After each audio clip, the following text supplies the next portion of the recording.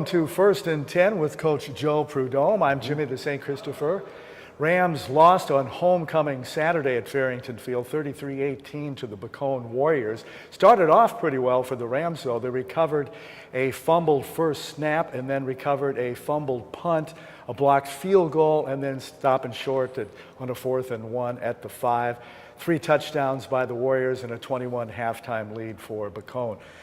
Was it deja vu all over again? A little bit. I mean, we've had that script before. We've come down, caused a turnover, and just didn't get it cashed in. So that was pretty tough. That was a little deja vu.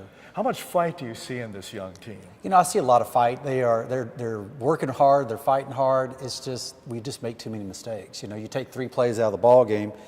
When we fumble the punt, when we throw the pick trying to create a play, and then that 90-yard touchdown where they hurdle a guy, you have a different outcome. You know, at least I feel like you do. Yeah, we fight. It's just we just make too many mistakes to bury ourselves. Do these losses help? I mean, right now they sting, but do they help for a young club for the future? I'd rather have a win right now. I think a win would really be a shot in the arm for us. You know, you can learn a lot from the losses, and we are. But by the same token, it'd be a good morale booster just to go ahead and win one of these games that we feel like that we're in the game. We're with Coach Joe Prud'homme on 1st and 10. Special teams, again, we've been talking about them, the work they've been doing the last couple of weeks.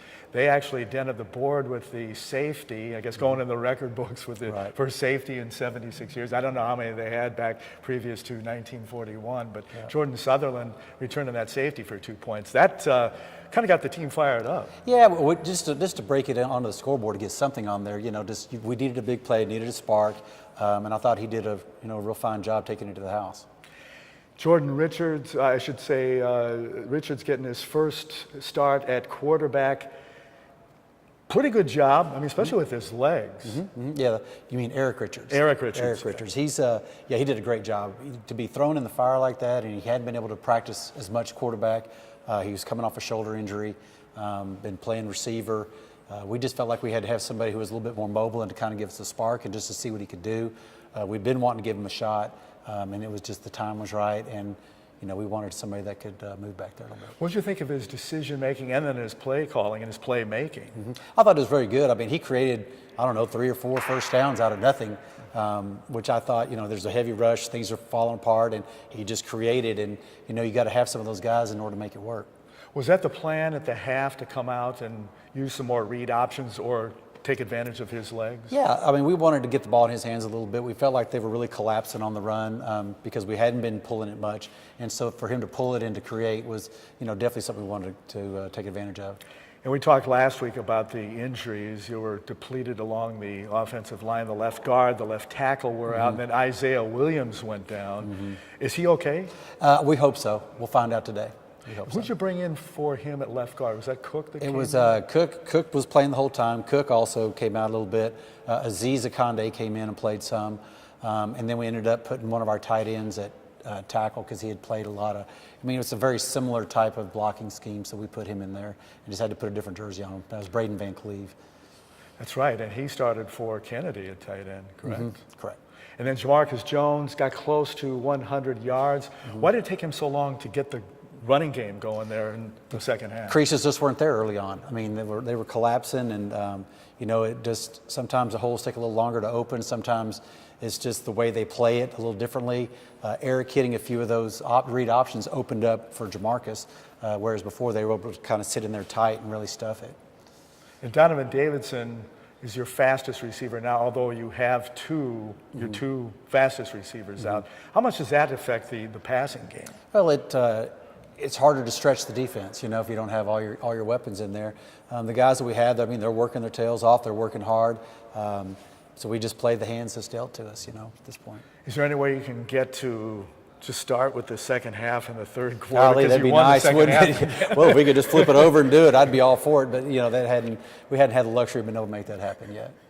Coming up, the Fighting Scots of Lyon, a road game over in Arkansas on Saturday. How do you see them? They're a good team. They're very solid. They don't make a lot of mistakes. They do a lot of option looks, so it's a little bit different offense than we've been looking at and been preparing for.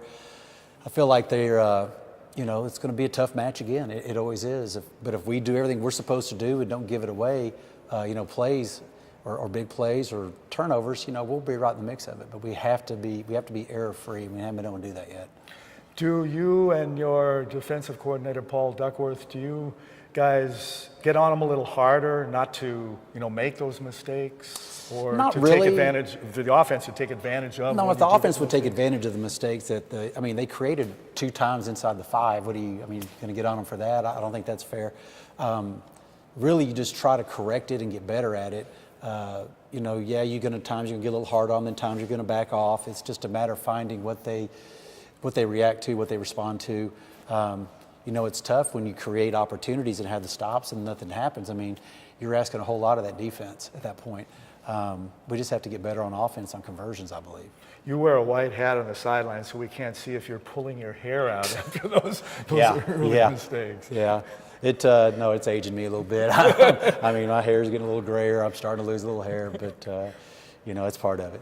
Well, it's coming. As we said a couple of weeks ago, you're getting close. Going back to Lyon, is Titus Nelson, is he their strongest point, their running back? I think so. He's, he kind of keeps things going for him. He's kind of the main emphasis on their offense. And if he gets rolling, then we could be in a little bit of trouble. We're going to have to really slow him down. Good luck on Saturday over in Arkansas. How long of a trip is that? 7.5 hours. It's a long one. Yeah, that is a long bus ride. So have a good trip and right. hopefully bring home that first W. Well, we sure want one. Thank you. You're welcome. Coach Joe Prud'homme. We'll see you next week on 1st and 10.